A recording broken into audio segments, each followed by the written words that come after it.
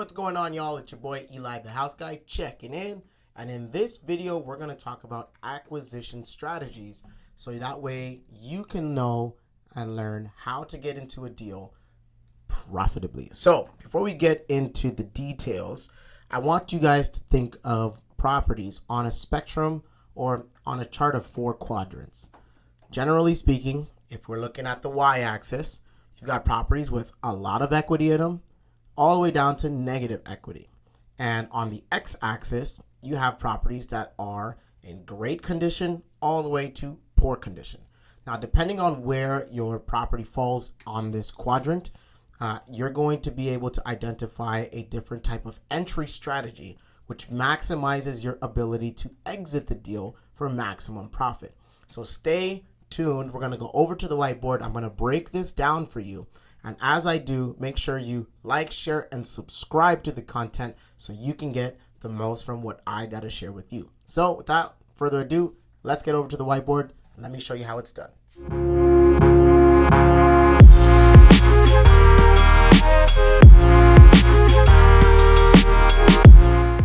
Now that we got to the whiteboard, I'm going to show you guys what I like to call the property acquisition quadrant. Now, the reason why and the way I came up with this is when I was underwriting all the deals that I have done, I realized that every single house that you're going to take a look at is going to fall in one of these 4 categories. Properties with high equity in poor condition, high equity in great or good condition, properties in great or good condition with a low amount of equity, and properties that are poor condition with low equity as well.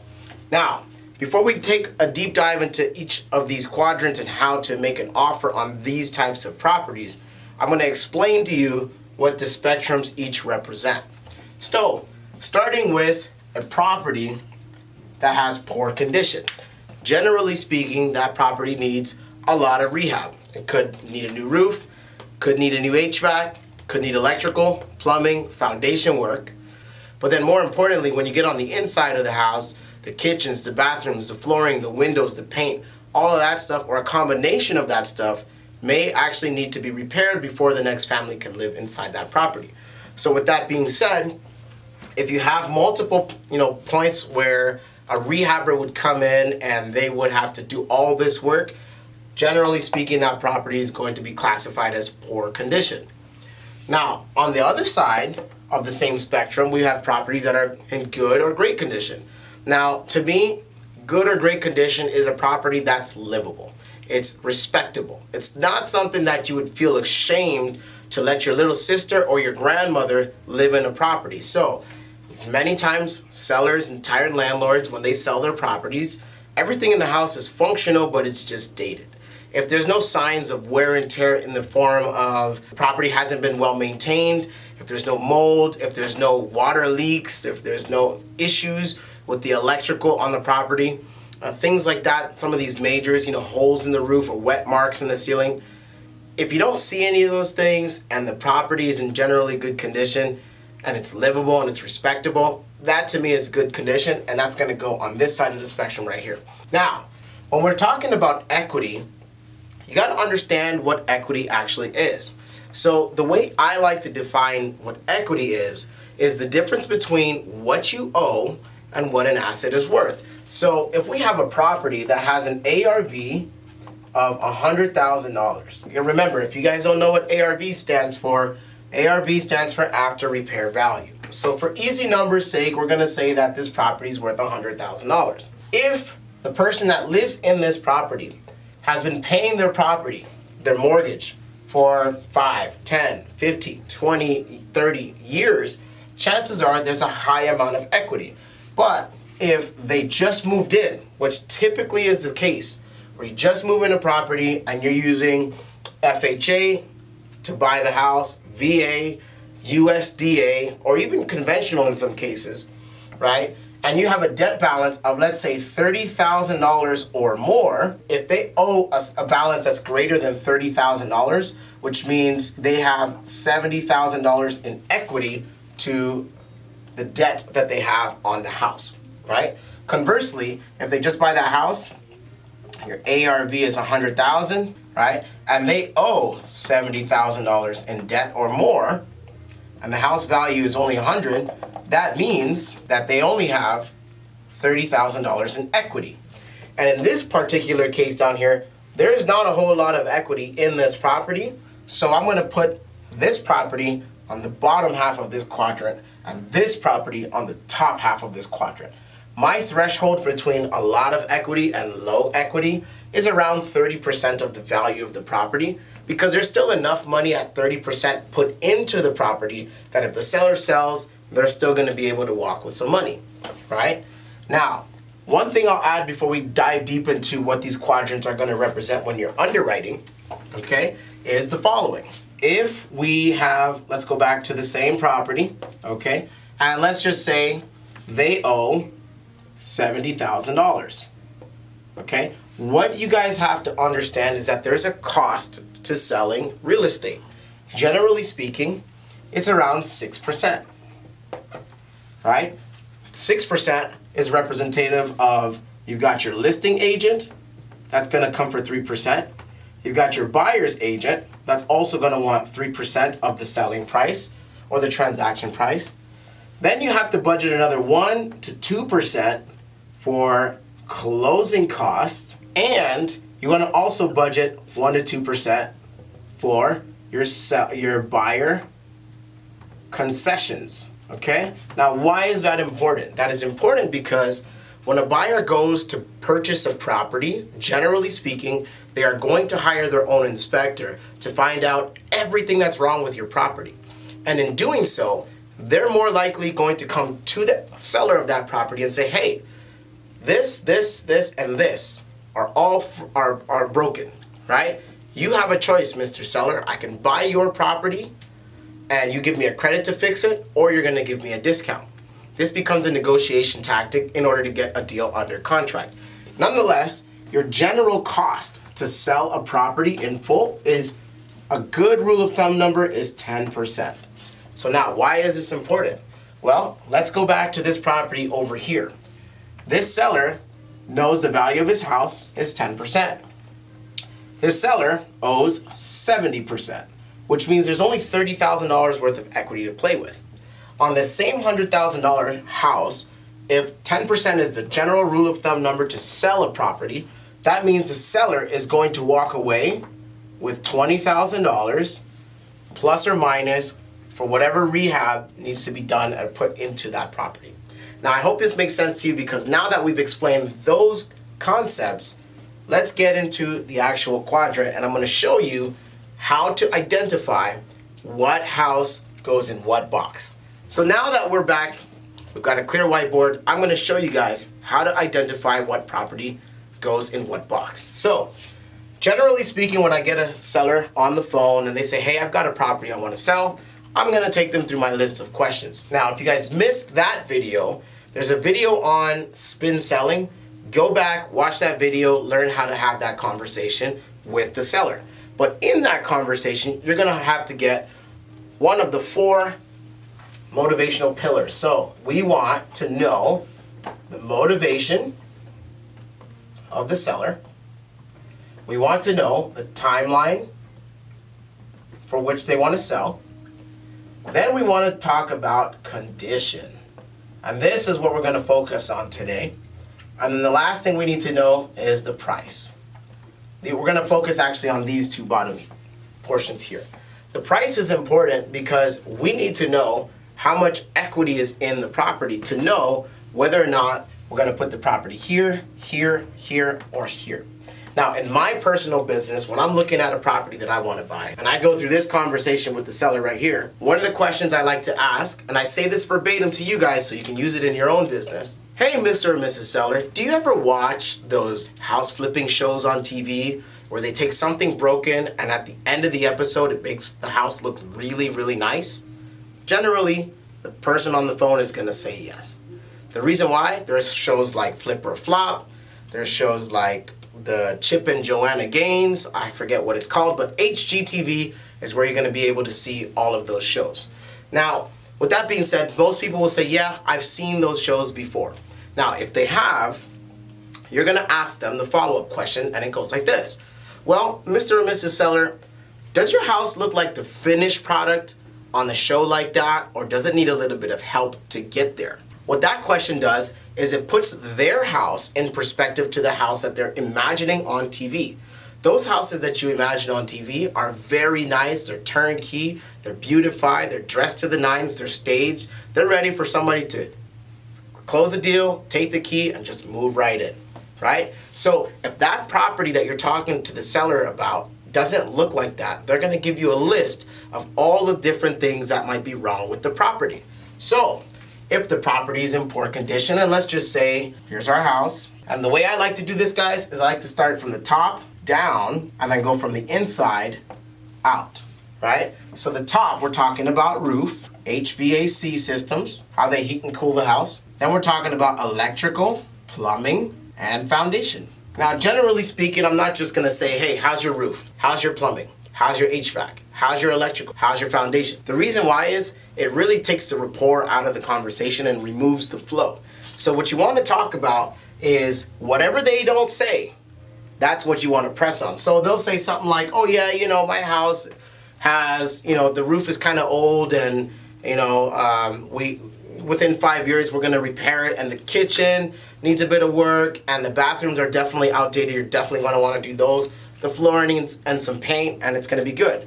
Well, what they didn't talk about is they didn't talk about HVAC, didn't talk about electrical, it didn't talk about plumbing and or foundation.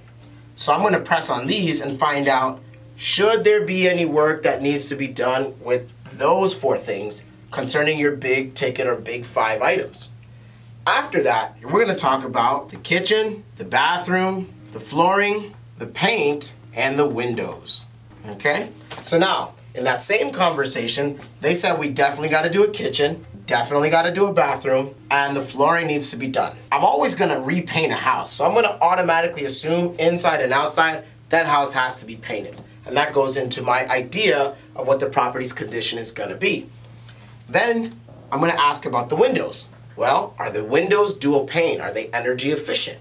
Did you upgrade them in the last 10 to 15 years? If the answers are no, and they have the single pane stuff that's old, that means their house is inefficient, a new buyer is going to complain, and that's a point that you're going to be able to deduct in terms of the condition. So, now that we know we've got to do a roof and we've got to do an entire interior of that house, that to me sounds like a poor condition property.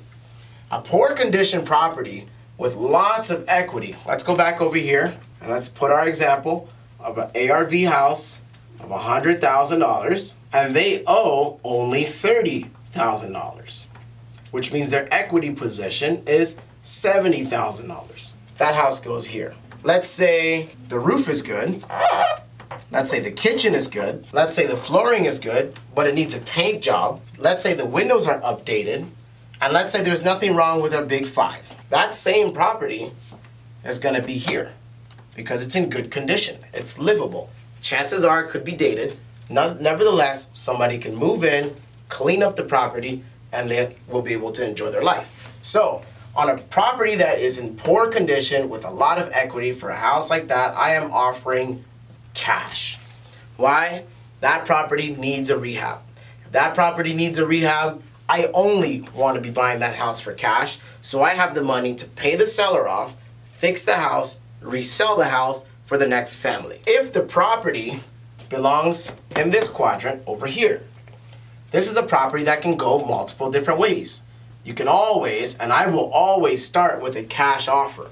The reason why is because I want to dress every house up to the 9s, but the numbers don't always allow me to do so.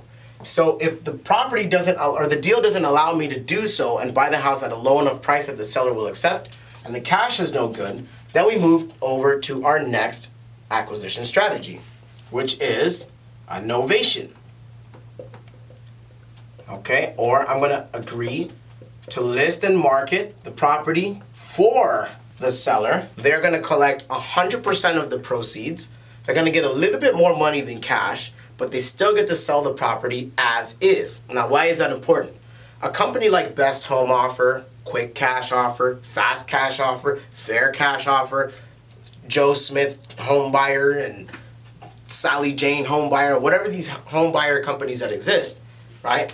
Their idea is not to be a real estate agent to list a property, right? So a new and popular strategy that has become a thing in today's market has been the novation. Now, essentially, to novate a property, all it means is to replace an existing contract with another, where we agree to get the seller a net number to them, and we go out, we find the buyer for the seller, and then we do the transaction by replacing our purchase and sale agreement with another agreement with an agent to get the property sold in escrow.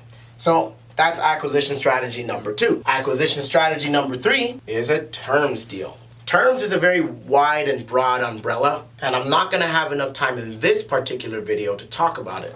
So stay tuned for scenes from the next videos to talk about terms offers. But generally speaking, what you can do here is you can work out a scenario with the seller whereby you get them some money now and you get them the rest of their money later, or they might have 100% equity in the property and they have no mortgage, where you just make them monthly payments on the property for a certain amount of time. Okay, there's lots of ways to structure the terms deal, so again, we're going to save that for another video. Continuing in the quadrant here, we've got a good condition property with low equity. Well, in this particular case, we can only offer terms, or I only like to offer terms, because of the fact that there's a lot of debt on the property. So the exchange and the relationship between debt and the property is that you cannot buy a property for less than what is owed on it. So what has to happen is you actually have to buy the debt, and the debt is secured by the asset, meaning the real estate. And what you're going to be doing is building equity over time in order to either refinance out of the deal or completely pay it off with a new buyer if you feel the need to do so at that time. And then last but not least, and back to before we switch, when we do that terms video, we're going to talk about this in greater detail. So don't worry, I got your back. Whenever I come across a property that is in poor condition and low equity, these properties, I do not buy them. Okay? There's a specific reason why I don't buy them, and here's the reason why. Not only do you have to pay to get into the deal, meaning there's an acquisition cost, you still have to fix that property if the property is in terrible condition like we talked about over here. Then there's no equity, so when you go to refinance out of that deal, you've got a whole lot of money tied up and not a lot of equity, which two things can happen. Either A, you're going to get stuck with your investor's money in that deal, and you're going to have to build up equity over time, or if the market continues to tank and you cannot get out of that deal, then you're going to upset a bunch of your investors because their money's tied up for a certain amount of time, but there might not be enough equity to cash them out so you can keep going on and investing more into more properties. So for those reasons, I do not buy properties that don't have a lot of equity that are in poor condition. For me, that's a pass. Are all these strategies going to be the right strategy for you? The answer is it depends. It depends on what type of investing you want to be getting into doing, right? If you want to be a landlord, buying houses on terms might be a great idea. If you want to be a fix and flipper, buying houses for cash might be a great idea. If you want to be a transaction specialist, buying houses in this quadrant might be a great idea as well. If you want to be a hybrid and do kind of a mix of everything, all of these open up to you. But personally, in my business, this is how I evaluate a property. Does it have equity? What is the condition? And then I don't obviously forget about the 4 pillars of motivation because my offer gets crafted around the needs of the seller. And that's what we're here to do, guys. We're here to assist sellers that are in distress out of the properties that they no longer want to keep. So with that being said, I hope this quadrant helped you guys to understand where each house is going to belong in the quadrant. I hope it helps you with your acquisitions, and I will see you guys on the next video. We'll talk about dispositions. How do we exit a deal after we get in? So with that being said, I'll see you guys on the flip side, and make sure to like, share, and subscribe. See you guys later. Peace.